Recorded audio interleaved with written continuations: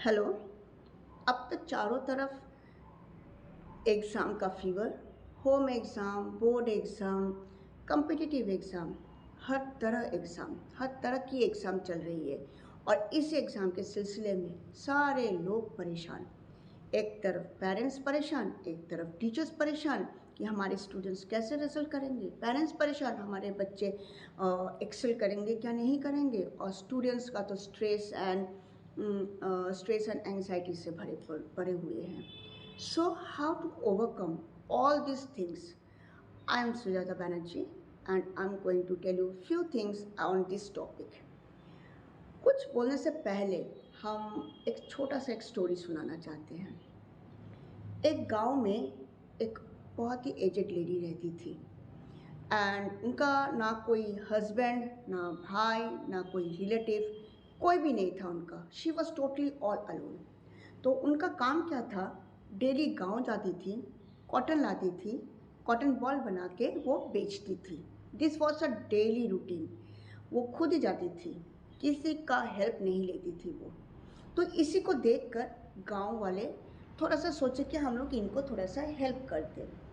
तो वो लोग क्या किए हैं, पूरी साल की कॉटन लाकर उनके घर में रख दिए हैं कि ताकि उनको डेली जाना ना पड़े, विलेज वो शहर जाकर उनको लाना ना पड़े कॉटन्स, और जाके बेचना भी ना पड़े। तो ढेर सारे एक साल की कॉटन उनके घर में रख दिए।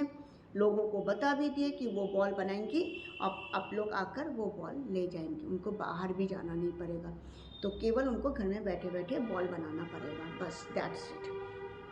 अब इतना हेल्प तो कर दी हैं विलेज वाले, लेकिन what happen to that lady. वो अब इतने सारे पूरी साल की कॉटन उनके सर के ऊपर, यू कैन इमेजिन कि कितने सारे कॉटन होगा उसके घर में। पूरी साल की जो कॉटन पड़ा हुआ है वो देखकर वो लेडी अब धीरे धीरे she was totally on bed. ना वो खाना बना पाती थी, ना खाना खा सकती थी, ना बिस्तर से उठ पाती थी, because she was totally on bed now. अब गांव वाले आए और वो लोग चौंक गए। They were surprise to see that lady that after helping also how could this happen. अब जब पूछा गया उन लेडी से कि ये कैसे हुआ, आपको हम लोग इतना हेल्प कर दिए हैं फिर भी आपकी तबीयत इतनी ज़्यादा ख़राब कैसे हो गई है।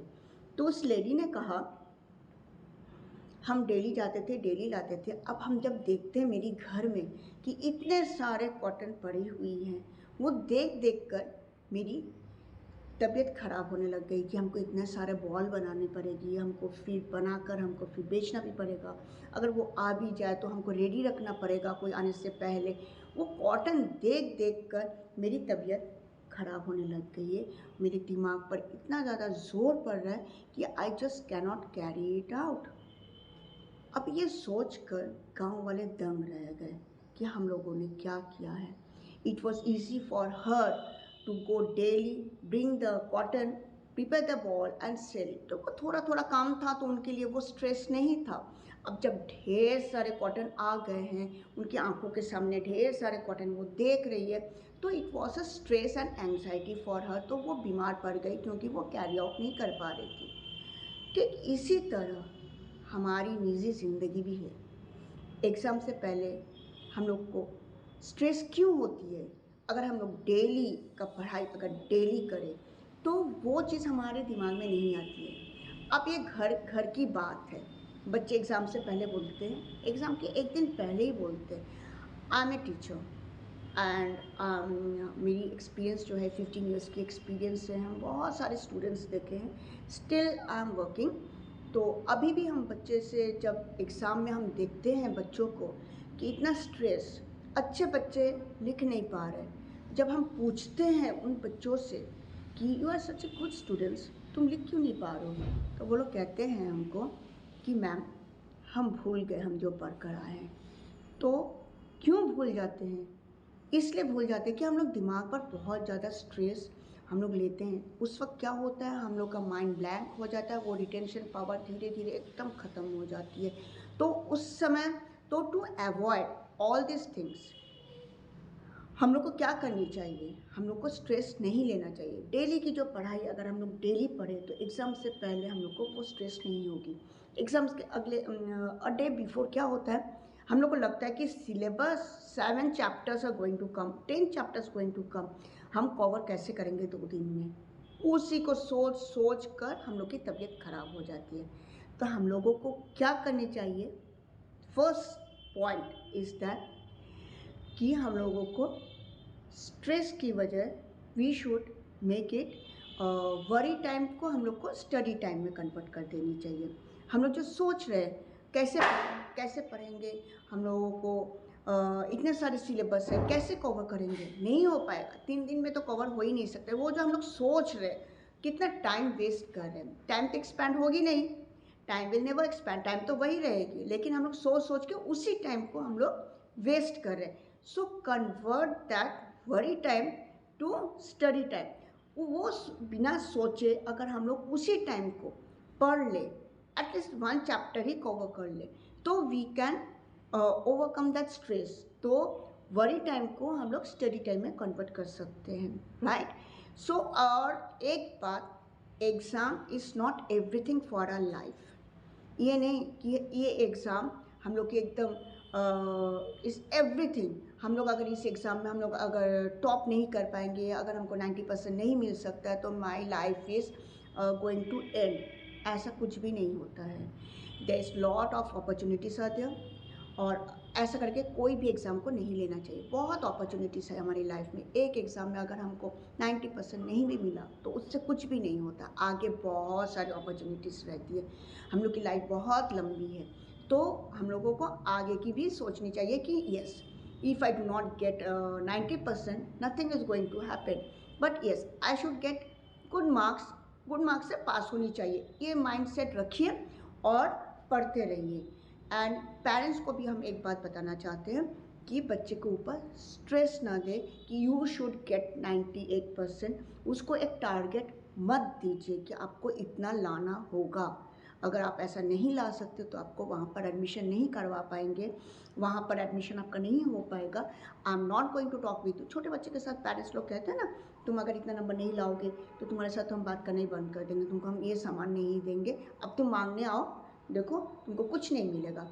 छोटे बच्चे के साथ पेरेंट्स ऐसे भी डील करते हैं, और बड़े बच्चों के साथ भी ऐसा होता है कि अगर तुम इतना परसेंटेज नहीं लाओगे तो इस बार तुम घर में ही बैठना, तुम्हारा एडमिशन हम कभी कहीं पर भी नहीं कराने जा रहे हैं। सो जब पेरेंट्स ऐसे बोलते हैं तो वो भी एक स्ट्रेस बच्चे के दिमाग पर बैठ जाता है। हमको पढ़ना भी है, इतना सिलेबस है, ऊपर से पेरेंट्स का प्रेशर, वहाँ पे टीचर्स का प्रेशर, हमने तुमको कितना पढ़ाया, पूरा साल पढ़ाया और ये नंबर, तो वो भी एक टेंशन। तो पेरेंट टीचर्स को भी बोलना चाहिए बच्चों को, you try your level best, हो जाता है, it's very good, it's not the end of your life. जितना भी नंबर मिलता है अच्छी बात है, आगे का भी there is always a next time. One should not forget that this is the end. We all have a next time. इस बार नहीं हुआ, अगले साल, अगले साल तो अच्छा नंबर आएगा ही ना। अच्छा, अगले साल means you pass and when you go to your next career के जो नेक्स्ट लेवल होता है उसके लिए हम बात कर रहे हैं। सो इन दिस वे क्या होता है, एक बच्चे के दिमाग पर स्ट्रेस का भंडार आ जाता है।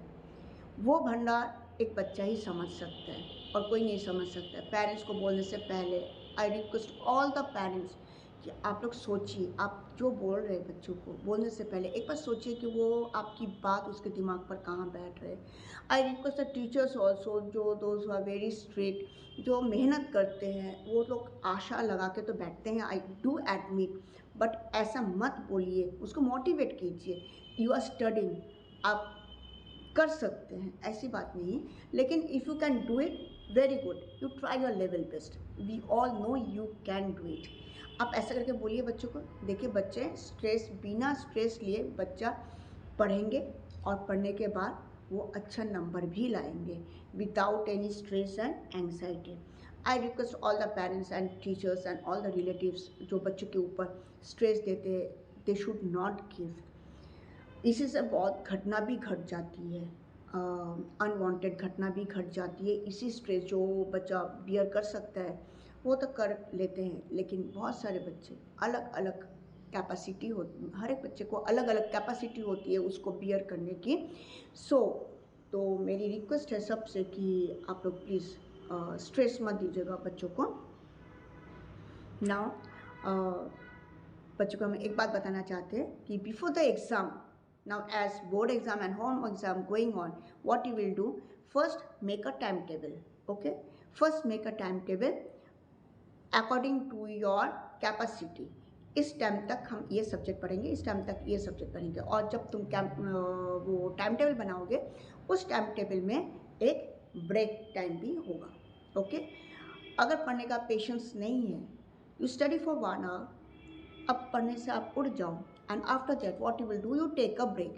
After taking the break, it should be meaningful, that break should be totally relaxed. ये नहीं कि ब्रेक लिया तो मोबाइल लेके बैठ गए, नो।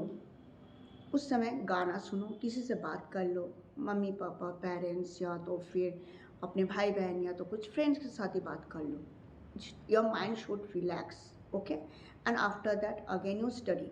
तो डेली अगर थोड़ा थोड़ा करके अपना टाइम टेबल के हिसाब से पढ़ते जाओगे, तब क्या होगा, all the subjects will cover also and you there won't be any stress. Secondly, you should make a notes. Note means before the exam, when you go for the exam, it is not that you will have to study the whole book, because you will not get the time. So make small notes so that you can revise the chapter.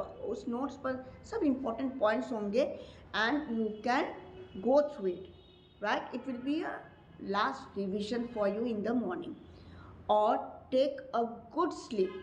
रात को रात भर, दिन भर पढ़ना, रात भर पढ़ना, फिर सुबह उठ कर पढ़ना। Your mind will become blank. When your mind become blank, then your retention power will also break, right? So उस समय तुम्हारा रिटेंशन पावर नहीं होगी, तुमको याद नहीं कर पाओगे, और रिटेंशन पावर अगर नहीं होगा तो एग्जामिनेशन हॉल में जाके वही होगा, फिर याद नहीं आ रहा है। सो break is very important. To take a break means you sleep, have good food, healthy food, and maintain your handwriting. क्योंकि अगर हैंडराइटिंग अच्छी नहीं होगी, सब कुछ लिखने के बाद भी अगर इन्विजिलेटर को वो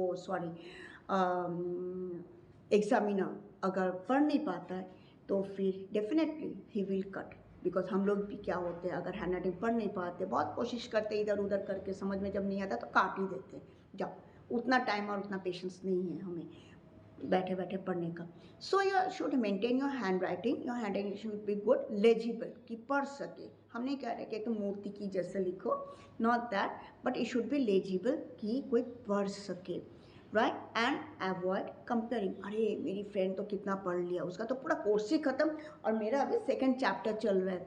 सो वो टेंशन भी नहीं लेना है, मत लो टेंशन, अपने हिसाब से पढ़ो। कौन क्या कर रहा है, कौन कैसा पढ़ रहा है, you don't know, and why to compare.